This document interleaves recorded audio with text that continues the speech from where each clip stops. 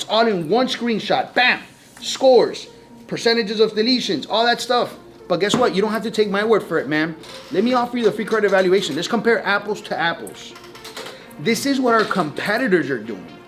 They're not doing shit. Straight up.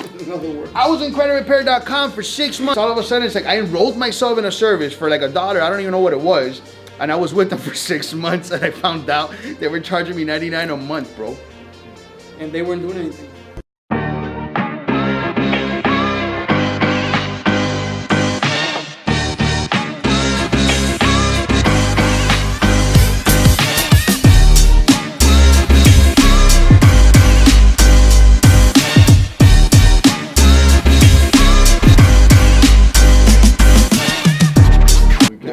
What we need to go ahead and focus is the detailed information we're giving the client, such as Mr. Client, based on probabilities of success, based on past information, based on past clients that we've taken on.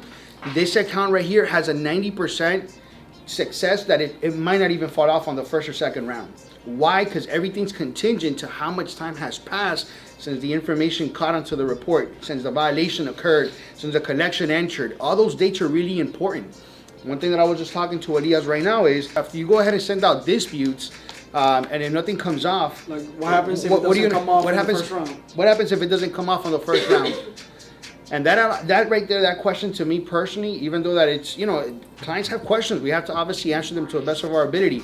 But if we're doing the due diligence from the beginning, we're letting the client know that we're going to do what's called the synthetic ID from the beginning, where most of the information that they have negative is tagged on from there. So if we're not explaining that to the client, looking at all the different aliases that you have, looking at the AKAs, also known as, looking at all the different addresses, all of those things impact the bottom line when it comes to your credit score. So everything is tied. The account is tied to that information. So one of the first things that we're going to go ahead and focus is that. So the first letter that we go ahead and use is the one that's going to yield the highest probability of success. So that this way, when you're getting into the accounts, you're giving the client specifics. What is one of the things that I look for when I'm going ahead and reading a report? Or when I'm talking to the client, I'm letting them know, Mr. Client, I'm going to start from the top. I'm going to go all the way to the bottom. And we're just going to go ahead and dissect this credit report so you could better understand. Guys, that's the third phase of the program. That's the education. I've said it.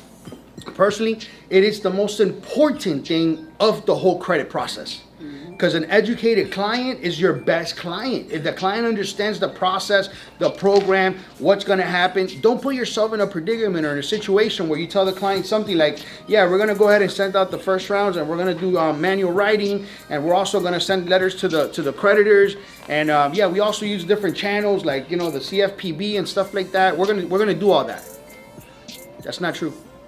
Why? Because every client is different. Every case is different. You guys see me all the time running back and forth. Processing is asking me, we have a client out here. I literally have a client in my pocket right now that I have to go talk to because after the first round, maybe the results that we were waiting for were not as high as what he expected. Now he wants to know what's the next step, which is okay because everybody's different.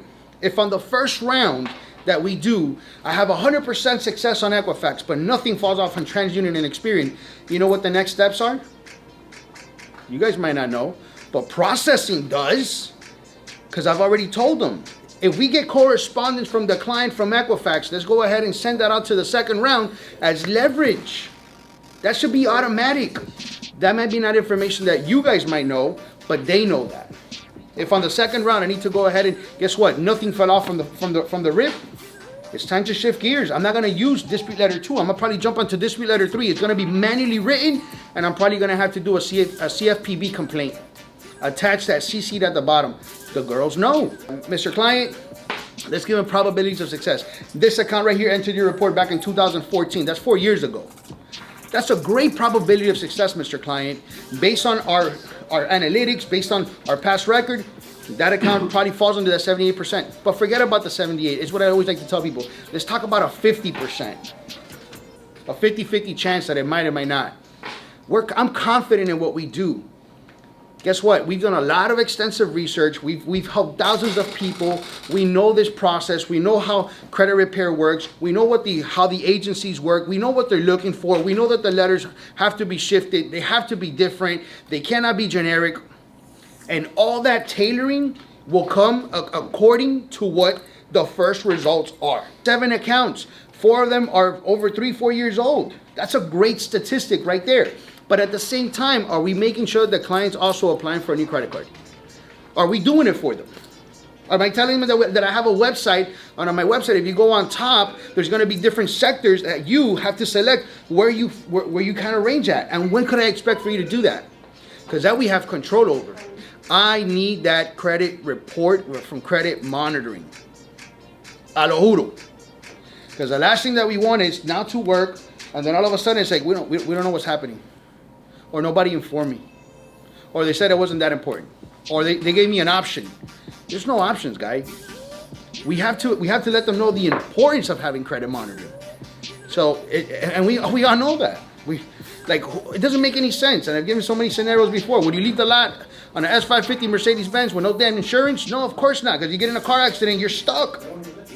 So now how are you planning on having healthy credit and you don't have a way to monitor it? You're leaving things to chance. How about if a collection comes in and all of a sudden you're ready to buy a home? How many clients doesn't that happen to? They're going through underwriting, and we used to do mortgages. They don't even monitor their credit. They're going a month, 2 months. They had to freaking borrow from here, pull from there. They had to pay off some accounts. And all of a sudden, when it goes into underwriting, they're not even paying attention. And there's a collection.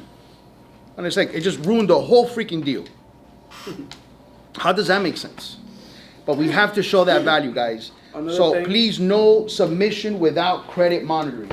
I spoke to a lady yesterday, and she's like, no, I'm already working with Lexington Law. It's already been a few months. And she was referred by my brother. And I'm like, so far, how have they done? No, actually, we're kind of like in the beginning stages. Has anybody called you to give you like an update? No, there's like a portal that I go into. So how many accounts do you have negative? I'm not sure what that really constitutes as. Like, okay, ma'am, do you monitor your credit? Yeah, it's the portal they gave me. Ma'am, that's not a credit monitoring portal. That's a system that could be manipulated by the company. I offer that to my clients, but guess what? That portal has to mimic the credit report that we pulled. And that information has to go into that, so it could be very simple and comprehensive, so the client's not being confused by so many pages. It's all in one screenshot. Bam! Scores, percentages of deletions, all that stuff. But guess what? You don't have to take my word for it, man. Let me offer you the free credit evaluation. Let's compare apples to apples. This is what our competitors are doing. They're not doing shit. Straight up. In other words. I was in creditrepair.com for 6 months. I didn't even know I was in that shit. They never did anything. I promise you. I signed up just to try to see, how their system looked and shit. And it's all of a sudden, it's like I enrolled myself in a service for like $1. I don't even know what it was. And I was with them for 6 months, and I found out they were charging me $99 a month, bro. And they weren't doing anything. Guys, this is what our competitors are doing. They're not educating the customer. They're not even So we're the professionals. We're being detailed. There's no one doing what we're doing. I promise you, man.